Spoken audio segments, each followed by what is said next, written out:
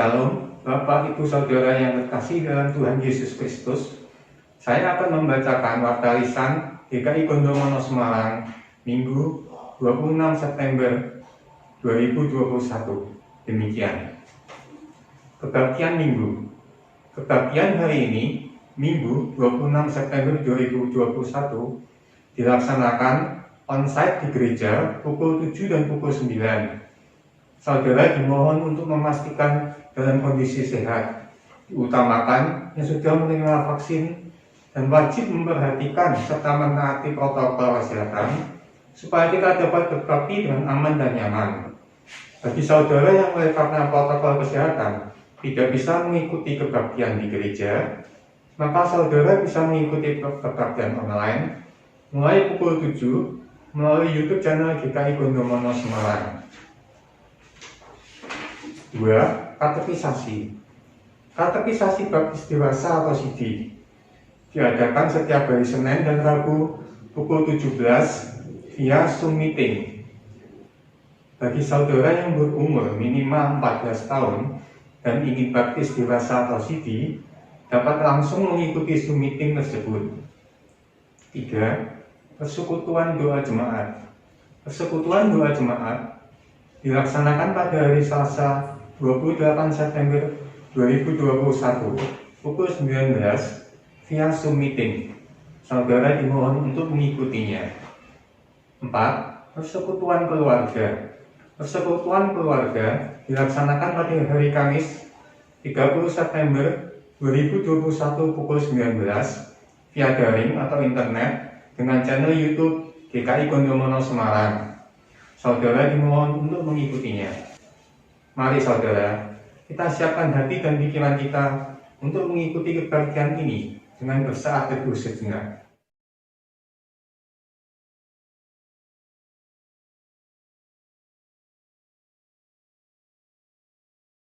Saudara, saya undang untuk bangkit berdiri. Mari kita awali kebaktian ini dengan pujian Sebab Kau Besar.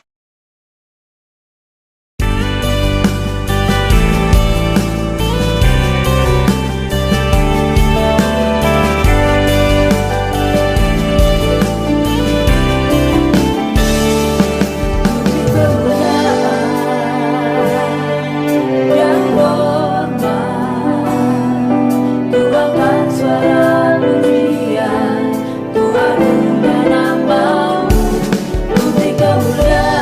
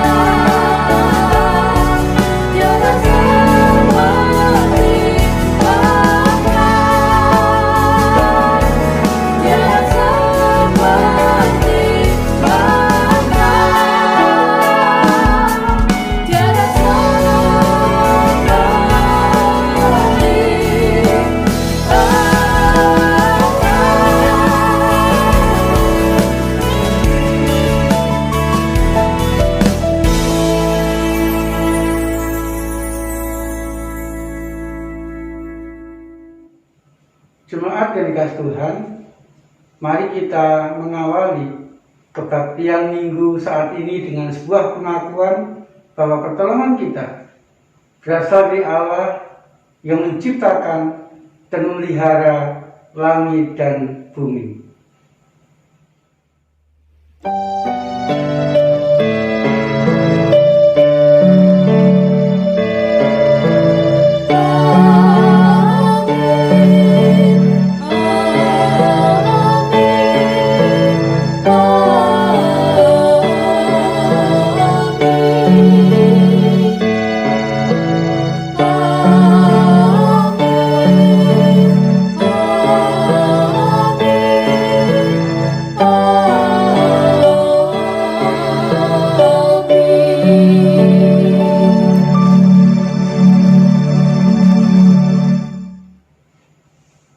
Salam kasih dari Tuhan Yesus Kristus beserta saudara.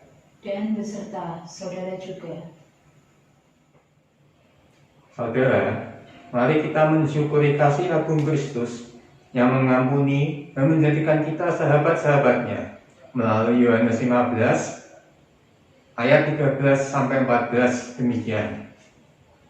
Tidak ada kasih yang lebih besar daripada kasih seorang yang memberikan nyawanya untuk sahabat-sahabatnya.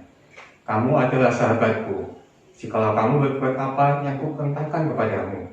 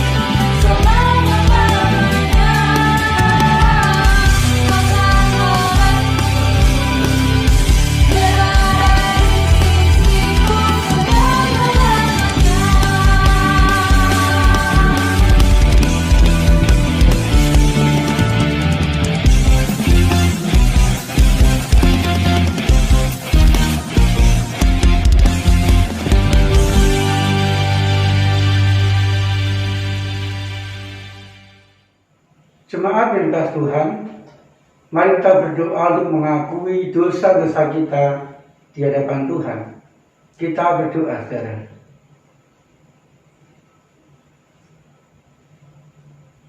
Tuhan, kami mengucap syukur Engkau telah berkorban, Engkau telah mengampuni dosa-dosa kami. Bahkan Engkau jadikan kami sahabat, orang-orang yang senantiasa diperkenan Tuhan untuk dekat kepadamu, mengalami cinta kasih, mengalami perhatian, dan mengalami pendampingan di sepanjang kehidupan kami. Tetapi kami mengakui ya Tuhan, untuk semuanya itu kami belum dengan sempurna bisa mengucap syukur kepadamu. Karena kami mengakui di sepanjang hidup kami masih banyak dosa dan pelanggaran yang sering kali kami katakan dan kami lakukan di dalam kehidupan kami. Tuhan Yesus, perkenankanlah secara pribadi dan di hadapan-Mu kami mengakui dosa dan salah kami.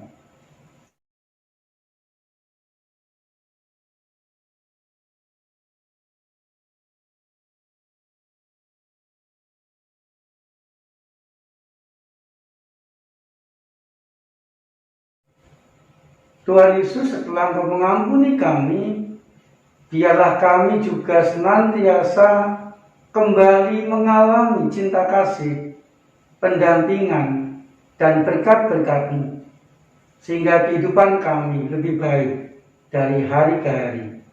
Di dalam nama Tuhan Yesus Kristus, kami panjatkan doa pengakuan dosa kami. Amin. Saya mengundang saudara untuk bangkit berdiri. Dengan sukacita saudara, mari kita menerima berita anugerah dari Roma 8 ayat 28 demikian.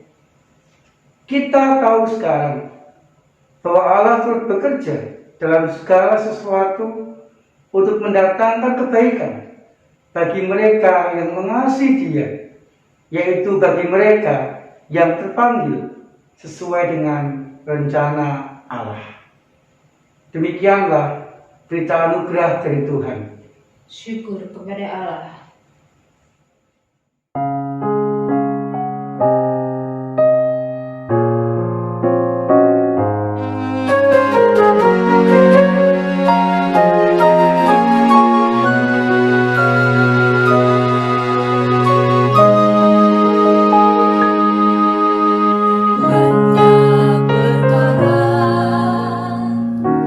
Yang tak dapat ku mengerti.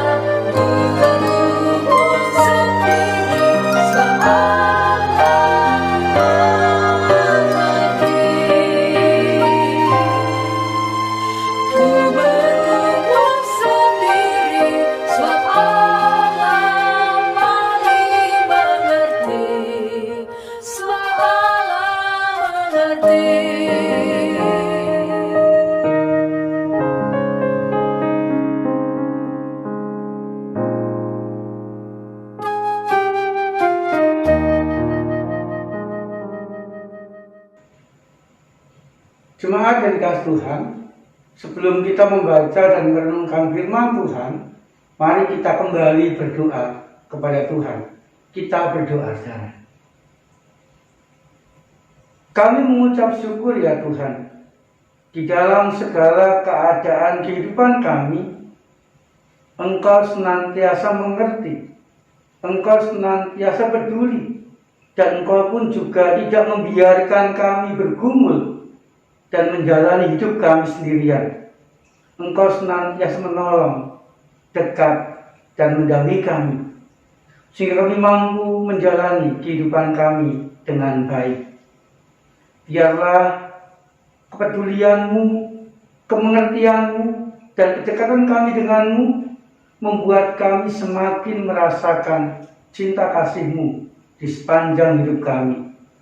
Dan kami pun juga mampu saling mengasihi seorang dengan yang lain, boleh bersahabat dengan rekan-rekan kami tanpa membeda-bedakan seorang dengan yang lain. Tuhan, saat ini kami hendak membaca dan merenungkan firman Tuhan. Mampukan kami menemukan kehendak Tuhan dan melakukannya di dalam hidup kami. Di dalam nama Tuhan Yesus Kristus, kami menyerahkan pemberitaan firman Tuhan ini dan kami panjatkan doa kami. Amin.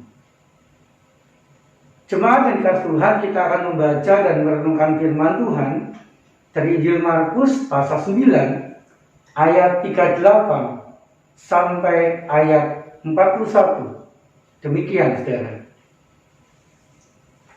Kata Yohanes kepada Yesus, "Guru, kami lihat seorang yang bukan pengikut kita mengurus setan demi nama-Mu. Lalu kami cegah orang itu, karena ia bukan pengikut kita." Tetapi kata Yesus, "Jangan kamu cegah dia, sebab tidak seorang pun yang telah mengadakan mujizat demi nama-Ku dapat seketika itu juga mengumpat Aku. Barang siapa tidak melawan kita, ia ada di pihak kita. Aku berkata kepadamu, sesungguhnya barang siapa memberi kamu minum secangkir air oleh karena kamu adalah milik Kristus, ia tidak akan kehilangan upahnya." Demikianlah pembacaan sabda Tuhan, saudara. Kehidupan kita akan bahagia ketika kita mampu melakukan firman Tuhan di sepanjang kehidupan kita. Haleluya.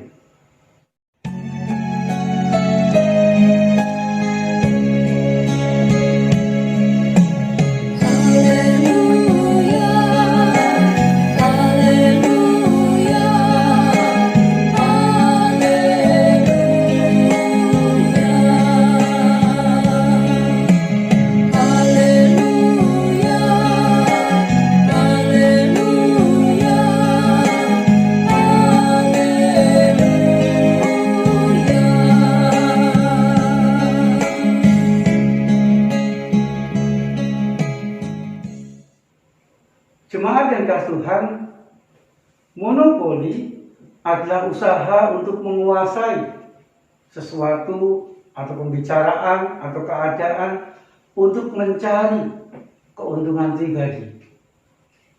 Misal di dunia bisnis, saudara, menyediakan tunggal beras atau menjadi toko, salah satunya penjual alat masak memasak dan sebagainya, sehingga semua orang harus membeli kepadanya dan ia mendapatkan keuntungan yang besar. Untuk bisa memonopoli atau menguasai, tidak jarang memakai segala cara, bahkan tidak peduli orang lain rugi, sengsara, dan sebagainya. Yang penting aku mendapatkan keuntungan yang besar. Jemaat yang dikasihi Tuhan, ternyata yang dapat dimonopoli tidak hanya pembicaraan, tidak hanya keadaan, tidak hanya bisnis saja, tetapi karya Allah pun juga dapat dimonopoli. Memonopoli karya Allah artinya ingin menguasai karya Allah. Karya Allah hanya boleh dilakukan, karya Allah hanya boleh dibagikan, karya Allah hanya boleh dinikmati oleh diri sendiri atau kelompok tertentu, agar ia atau mereka selalu dapat merasakan, selalu dapat menemukan dan menikmati karya Allah, kasih-Nya, pertolongannya, dan berkat-Nya setiap hari dalam kehidupan mereka. Orang lain, kelompok yang lain dianggap tidak layak untuk mengalami, untuk membagikan karya Allah dalam kehidupan mereka. Karya Allah hanya boleh dinikmati, dilakukan, dan dibagikan oleh kita, sementara mereka tidak layak dan tidak boleh menikmati karya Allah itu. Jemaat yang dikasihi Tuhan, itu nampak dalam pemikiran para murid yang tertuang dalam Markus pasal 9 ayat 38 yang mengatakan demikian. Kata Yohanes kepada Yesus, "Guru, kami lihat seorang yang bukan pengikut kita mengusir setan demi namamu. Lalu kami cegah orang itu karena ia bukan pengikut kita." Saudara, Yohanes dan juga secara umum para murid berpikir bahwa yang boleh, yang layak mengusir setan atau yang punya kuasa untuk mengusir setan hanya murid Yesus, hanya kelompok mereka yang setiap hari mengikut dan dekat dengan Tuhan Yesus. Orang atau kelompok lain dianggap tidak mampu, bahkan dianggap tidak layak mengusir setan, membagikan karya Allah dalam nama Tuhan Yesus. Sehingga dikatakan Yohanes mencegahnya atau para murid mencegahnya. Tetapi saudara, Tuhan Yesus menekankan bahwa yang dapat menikmati, yang dapat membagikan karya Allah tidak boleh dibatasi oleh para murid saja atau dimonopoli oleh para murid saja. Tetapi Tuhan Yesus menekankan bahwa semua orang berhak, semua orang layak membagikan karya Allah kepada orang-orang sekitarnya. Artinya saudara, Tuhan Yesus mencoba untuk tidak membeda-bedakan orang, kita dan mereka.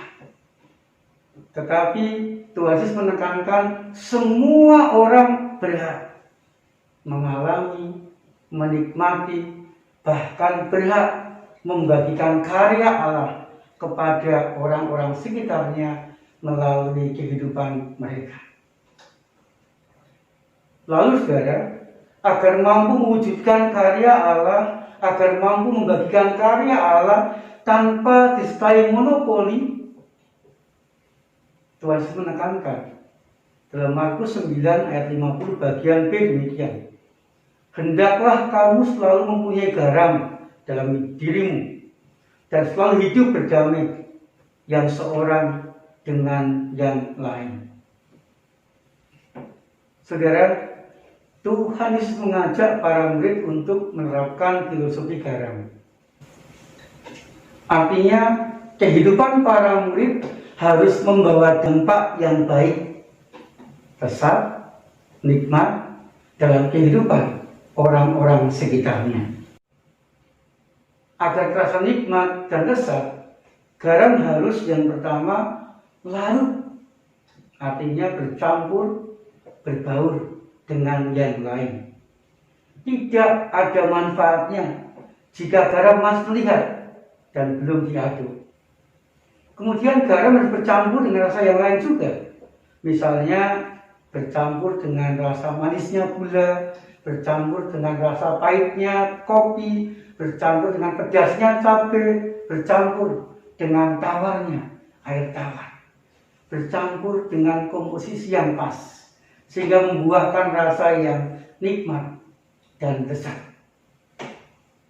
Kemudian garam juga harus secukupnya, pas atau tepat. Ketika garam terlalu banyak akan membuat rasa asin, dan kalau terlalu sedikit membuat rasa hambar, tidak bisa dinikmati, tidak enak. Jadi garam harus pas dalam sebuah masakan, sehingga bisa menghasilkan masakan yang lezat, enak, dan bisa dinikmati semua orang. Demikian juga kehidupan para murid dan kehidupan kita, saudara, agar kita mampu membagikan karya Allah kepada semua orang tanpa membeda-bedakan adalah mari kita berusaha untuk berbaur, campur dengan orang-orang sekitar kita. Tetapi di saat kita berbaur, bercampur dengan orang-orang sekitar kita, jangan sampai garam kehidupan kita menjadi hambar. Tetapi biarlah garam kehidupan kita mewarnai, menjadikan sebuah kehidupan menjadi damai, menjadi sukacita, dan bisa dinikmati oleh orang-orang sekitar kita. Dan biarlah kehadiran kita di tengah-tengah orang-orang sekitar kita menjadi sebuah kehadiran yang pas, tidak terlalu menonjol dan juga tidak tenggelam, tetapi pas, tepat tempat, tepat waktu, sehingga apa yang kita lakukan, apa yang kita katakan kepada orang-orang sekitar kita menjadi berkat bagi mereka, mendamaikan, membawa sukacita, dan juga mampu memberi jalan keluar kepada setiap orang yang membutuhkan pertolongan kita. Jemaat yang dikasihi Tuhan, janganlah kita memonopoli karya Allah dalam kehidupan kita, tetapi sekali lagi, mari kita berbaur dengan semua orang, memberi kesempatan semua orang untuk menikmati dan menyampaikan karya Allah kepada sesama mereka, sehingga karya Allah akan semakin dinikmati oleh semakin banyak orang. Janganlah kita memisahkan antara kita dan mereka, tetapi mari kita memasukkan semua orang menjadi kita, agar semua orang mampu menikmati dan membagikan karya Allah kepada orang-orang sekitarnya. Biarlah karya Allah sungguh-sungguh memberkati semua orang yang ada di sekitar kita. Saat ini bagi kita semua.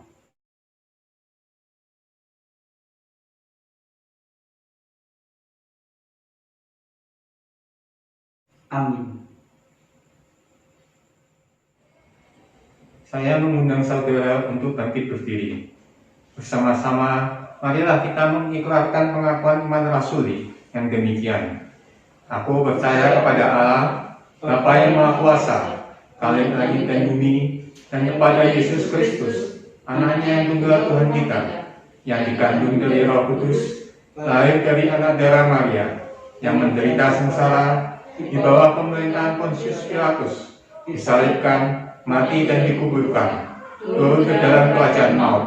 Pada hari yang ketiga, bangkit pula dari antara orang mati, naik ke surga, duduk sebelah kanan Allah, Bapa yang Maha Kuasa, dan dari sana Ia akan datang untuk menghakimi orang yang hidup dan yang mati. Aku percaya kepada Roh Kudus, gereja yang kudus dan am, persekutuan orang kudus, pengampunan dosa, kebangkitan orang mati, dan hidup yang kekal. Amin. Jemaat yang dikasihi Tuhan, mari kita memanjatkan doa-doa syafaat kita.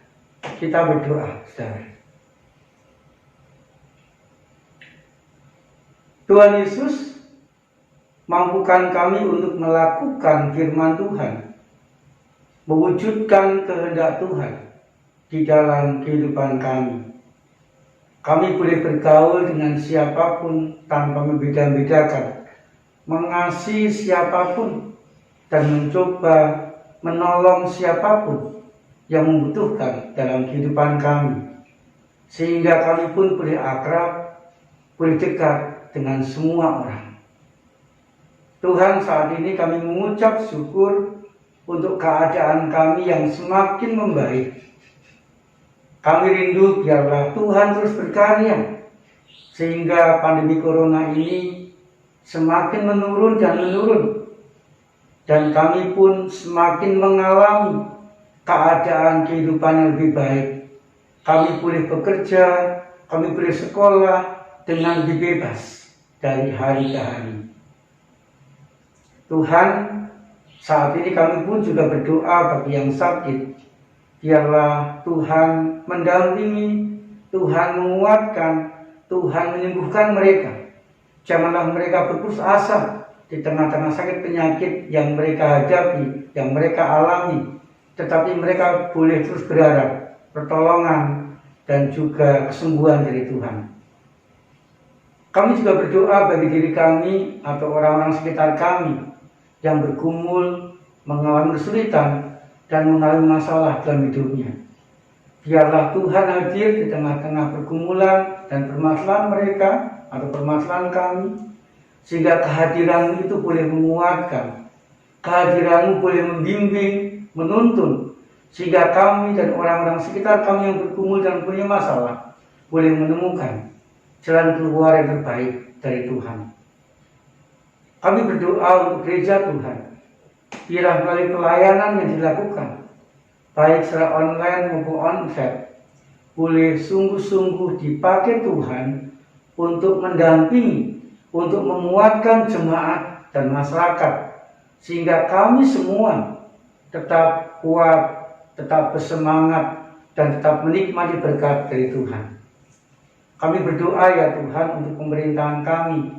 Biarlah pemerintahan kami sungguh-sungguh dipakai Tuhan juga dengan kebijakan-kebijakan, dengan keputusan-keputusan yang mereka ambil, boleh membuat keadaan kami semakin baik, perekonomian semakin membaik, sehingga rezeki dan berkat Tuhan boleh didapatkan semua orang, sehingga boleh mencukupi segala kebutuhan kehidupan sehari-hari. Tuhan, kami juga berdoa bagi kami sekeluarga. Biarlah kehadiran kami di tengah-tengah keluarga kami membawa damai, membawa sukacita. Dan biarlah kami sekeluarga pun juga boleh merasakan kehadiran Tuhan yang mengakrabkan, kehadiran Tuhan yang menguatkan kami untuk menyelesaikan setiap pergumulan kehidupan keluarga kami dengan baik. Dan kehadiran Tuhan yang membuat kami saling menopang seorang dengan yang lain. Tuhan, berkati pekerjaan kami supaya membuahkan rezeki yang cukup. Berkati anak-anak yang sedang kuliah sekolah, biarlah mereka boleh menuntut ilmu dengan baik untuk masa depan mereka. Terima kasih ya Tuhan. Di dalam nama Tuhan Yesus Kristus, kami panjatkan doa syafaat kami. Amin. Saudara, dengan penuh syukur, mari kita memberikan persembahan yang terbaik bagi Tuhan. Kita akan mendasari persembahan kita dengan membaca Maleakhi 3 ayat 10 demikian. Bawalah seluruh persembahan persepuluhan itu ke dalam rumah perbendaharaan, supaya ada persediaan makanan di rumahku, dan ujilah aku, firman Tuhan semesta alam. Apakah aku tidak membukakan bagimu tingkap-tingkap langit dan mencurahkan berkat kepadamu sampai berkelimpahan? Saudara sekalian, persembahan dapat saudara berikan melalui transfer ke rekening Bank Mandiri Semarang dengan nomor 1350000998995 atas nama GKI Gondomono Semarang. Atau saudara dapat memberikan persembahan secara mandiri di dalam amplop dan bisa dititipkan ke TU pada jam kerja atau dimasukkan ke kotak persembahan di gereja. Marilah saudara, dengan bersukacita kita berikan persembahan kita.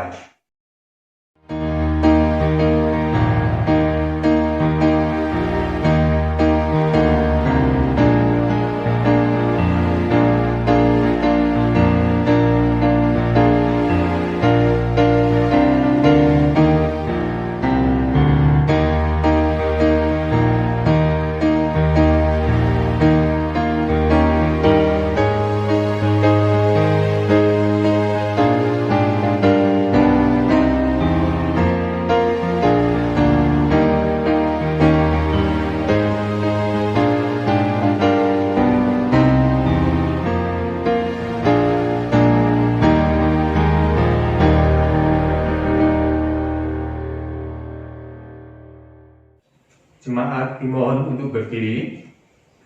Mari kita membawa persembahan dalam doa. Allah yang kekal dan penuh kemuliaan, sumber segala yang baik, kami mempersembahkan persembahan ini untuk pelayanan gerejamu. Dengan penuh kerendahan hati, kami memohon kepadamu agar segala apa yang kami miliki dapat dipergunakan bagi kemuliaan-Mu. Oleh Yesus Kristus, Tuhan kami. Amin.